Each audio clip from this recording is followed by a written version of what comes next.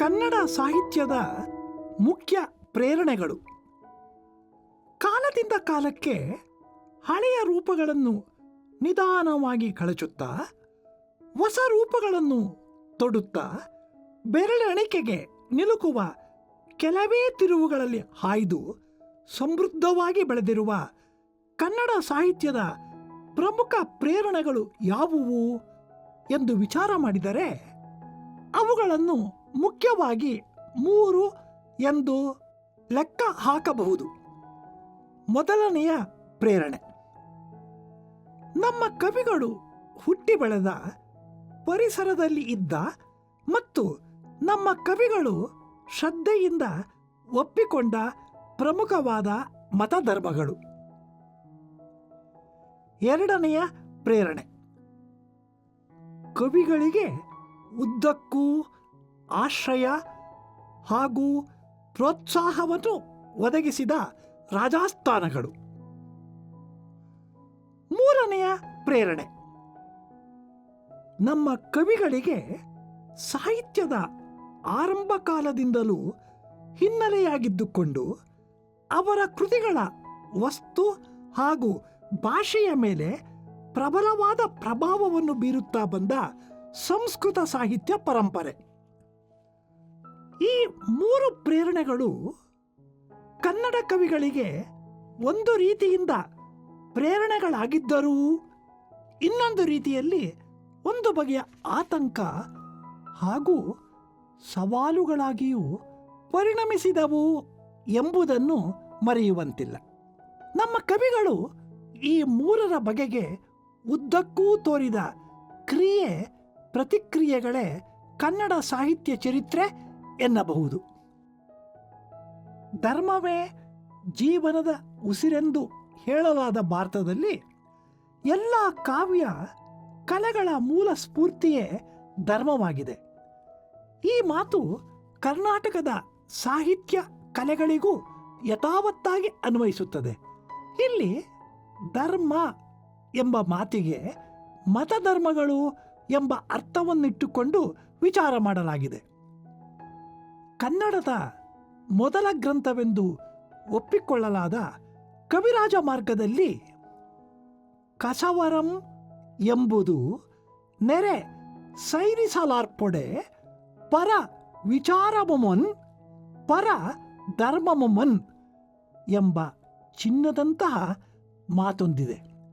ಈ ಮಾತಿನ ಅರ್ಥ ನಿಜವಾದ ಐಶ್ವರ್ಯ ಇಲ್ಲವೇ ಚಿನ್ನ ಎಂದರೆ ಪರವಿಚಾರಗಳನ್ನು ಪರಧರ್ಮಗಳನ್ನು ಸಹಿಸತಕ್ಕದ್ದೇ ಎನ್ನುವುದು. ಅನ್ಯರ ವಿಚಾರಗಳನ್ನು ಮತ್ತು ಅನ್ಯರ ಧರ್ಮಗಳನ್ನು ಸಹಿಸುವುದೇ ನಿಜವಾದ ಸಂಪತ್ತು ಎನ್ನುವ ಈ ಸೂಕ್ತಿ ಕನ್ನಡ ನಾಡು ಧರ್ಮಗಳ ವಿಚಾರಗಳಲ್ಲಿ ಉದ್ದಕ್ಕೂ ತಾಳಿದ ನಿಲುವಿಗೆ ಒಂದು ವ್ಯಾಖ್ಯಾನದಂತಿದೆ. ಕರ್ನಾಟಕ ಸಂಸ್ಕೃತಿಯ ವೈಶಿಷ್ಟ್ಯವೆಂದರೆ ಅದರ ಧರ್ಮ ಸಹಿಷ್ಣುತೆಯೇ ಎಂದು ಹೇಳಬಹುದು.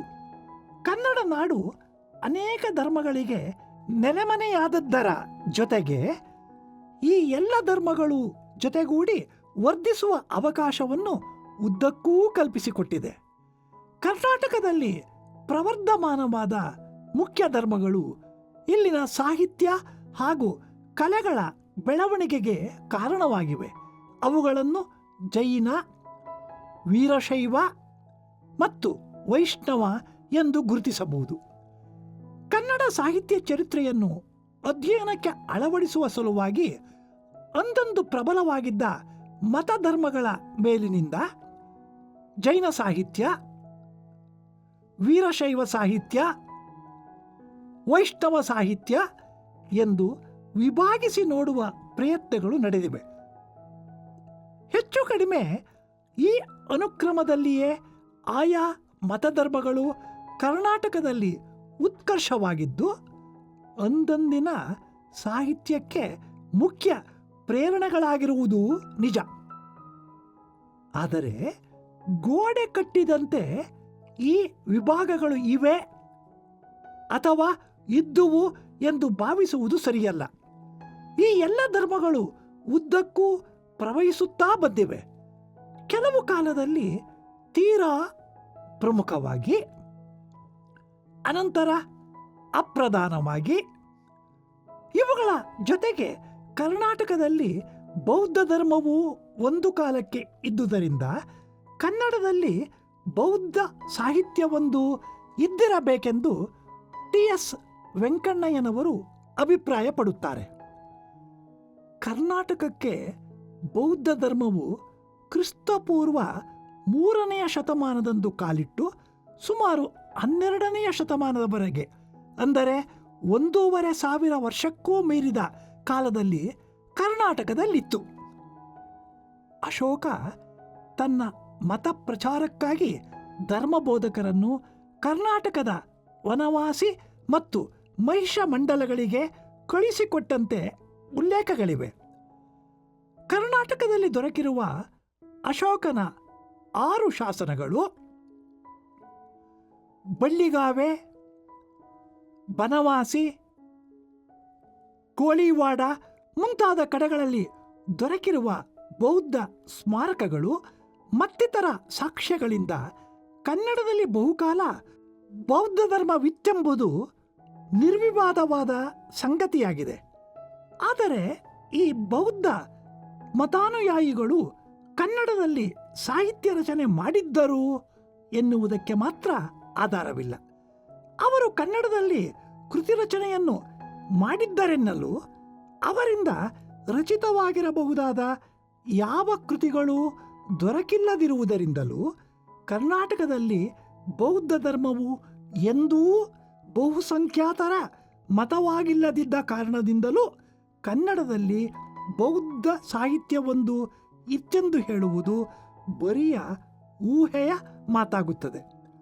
5ನೇ ಶತಮಾನದ ಹೊತ್ತಿಗೆ ಪ್ರಬಲವಾಗುತ್ತಿದ್ದ ಜೈನ ಧರ್ಮದೊಂದಿಗೆ ಹೋರಾಟದಲ್ಲಿ ತೊಡಗಿದ್ದ ಬೌದ್ಧ ಧರ್ಮವು ಮುಂದೆ ಶೈವ ವೈಷ್ಣವ ಧರ್ಮಗಳ ಪ್ರಭಾವದಿಂದಾಗಿ 13-14ನೇ ಶತಮಾನದ ಹೊತ್ತಿಗೆ ಕರ್ನಾಟಕದಲ್ಲಿ ಹೇಳ ಹೆಸರಿಲ್ಲದಂತಾಯಿತು. ಈ ಕಾರಣಗಳಿಂದಾಗಿ ಅದು ಕನ್ನಡ ಸಾಹಿತ್ಯದಲ್ಲಿ ತನ್ನ ಅಭಿವ್ಯಕ್ತಿಯನ್ನು ಕೃತಿ ರೂಪಗಳಲ್ಲಿ ಪಡೆದುಕೊಳ್ಳಲು ಸಾಧ್ಯವಾಗಲಿಲ್ಲವೆಂದು ಹೇಳಬೇಕಾಗುತ್ತದೆ. ಆಧುನಿಕ ಕಾಲವನ್ನು ಹೊರತುಪಡಿಸಿ ನೋಡಿದರೆ ಉದ್ದಕ್ಕೂ ಜೈನ, ವೀರಶೈವ, ವೈಷ್ಣವ ಧರ್ಮಗಳು ಕನ್ನಡ ಸಾಹಿತ್ಯದ ಪ್ರೇರಕ ಶಕ್ತಿಗಳಾಗಿವೆ. ಕನ್ನಡ ಸಾಹಿತ್ಯದ ಮಟ್ಟಿಗೆ ಜೈನರೇ ಸಾಹಿತ್ಯದಲ್ಲಿ ಸಮೃದ್ಧಿಯನ್ನು ತಂದ ಮೊದಲಿಗರು. ಇದು ಮೊದಲನೆಯ ಘಟ್ಟ. ಕನ್ನಡ ಕಾವ್ಯಗಳು ಕಣ್ಣಿಗೆ ಬೀಳುವುದಕ್ಕೆ ಮುಂಚೆಯೇ ಈ ಜೈನ ಮತ ಪ್ರಚಾರಣೆ ಕನ್ನಡ ದೇಶದಲ್ಲಿ ನಡೆದು ಅನೇಕ ರಾಜವಂಶಗಳ ಆಶ್ರಯದಲ್ಲಿ ಜೈನ ಕವಿಗಳು ಉತ್ತಮ ಕಾವ್ಯಗಳನ್ನು ರಚಿಸಿರುತ್ತಾರೆ. ತೀರ್ಥಂಕರ ಚರಿತ್ರೆ, ಪ್ರಸಿದ್ಧ ಪುರುಷರ ಇತಿಹಾಸಗಳು, ಜೈನ ತತ್ವಗಳು ಇವೇ ಮುಂತಾದ ಜೈನ ಮತ ಸಂಬಂಧವಾದ ವಿಷಯಗಳನ್ನು ಪ್ರೌಢವಾದ ಹಳಗನ್ನಡ ಶೈಲಿಯಲ್ಲಿ ಚಂಪೂ ಗ್ರಂಥಗಳಲ್ಲಿ ವಿಸ್ತಾರವಾಗಿ ಬರೆದಿರುತ್ತಾರೆ.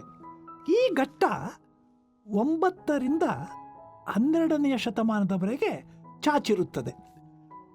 ಈ ಶತಮಾನದ ಮಧ್ಯದಲ್ಲಿ 2ನೆಯ ಘಟ್ಟ ಅಥವಾ ಚಳುವಳಿಯನ್ನು ಸೇರುವೆವು.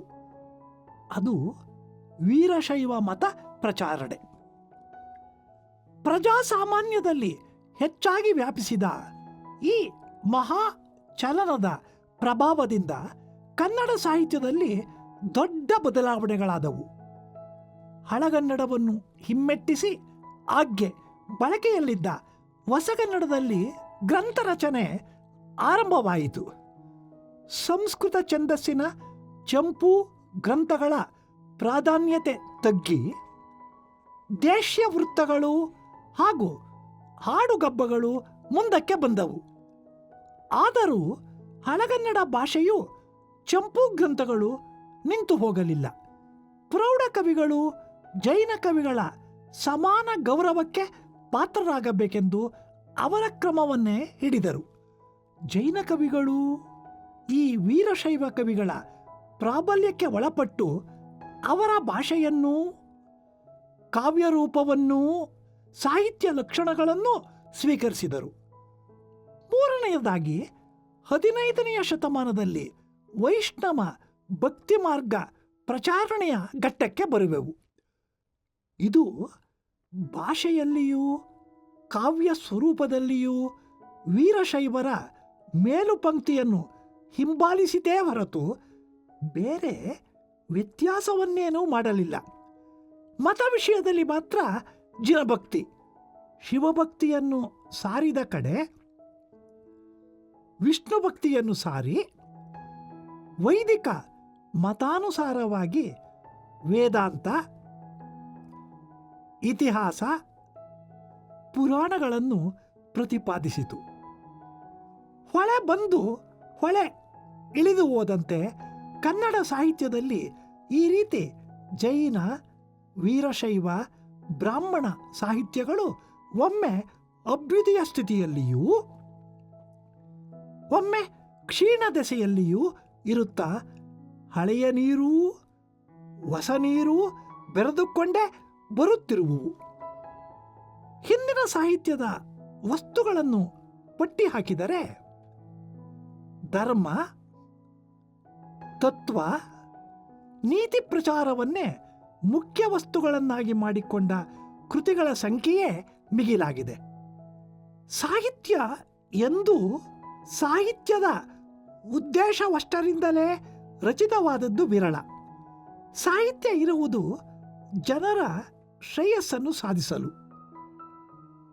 ಇದು ಪಾಪ, ಇದು ಹಿತ, ಇದು ಅಹಿತ ಎನ್ನುವುದನ್ನು ತಿಳಿಯ ಹೇಳಲು, ಒಟ್ಟಿನಲ್ಲಿ ಪುರುಷಾರ್ಥ ಪ್ರಾಪ್ತಿಗೋಸ್ಕರ. ಕಾವ್ಯವನ್ನು ಓದುವುದರಿಂದ ಜನಕ್ಕೆ ಪಾಪ ಪರಿಹಾರವಾಗುತ್ತದೆ, ಪುಣ್ಯ ಸಿದ್ಧಿಯಾಗುತ್ತದೆ, ಮೋಕ್ಷ ದೊರೆಯುತ್ತದೆ ಎಂಬ ಪಲ್ಲವಿಯನ್ನು ಪಠಿಸುತ್ತಾ ಬಂದ ಈ ಪರಿಸರದಲ್ಲಿ ಈ ಎಲ್ಲ ಪ್ರಯೋಜನಗಳನ್ನು ಸಾಧಿಸಿಕೊಡುವ ಧರ್ಮವೊಂದೇ ಕವಿಗಳ ಕಾವ್ಯದ ವಸ್ತುವಾದದ್ದು ಆಶ್ಚರ್ಯವಲ್ಲ. ಬರೀ ಕಾವ್ಯಗಳಿಂದ ಯಾಕೆ, ಶಾಸ್ತ್ರಗಳಿಂದಲೂ ಮೋಕ್ಷ ಸಂಪಾದನೆಯೇ ಪರಮ ಪ್ರಯೋಜನ ಎಂದು ಹೇಳಿದ್ದುಂಟು.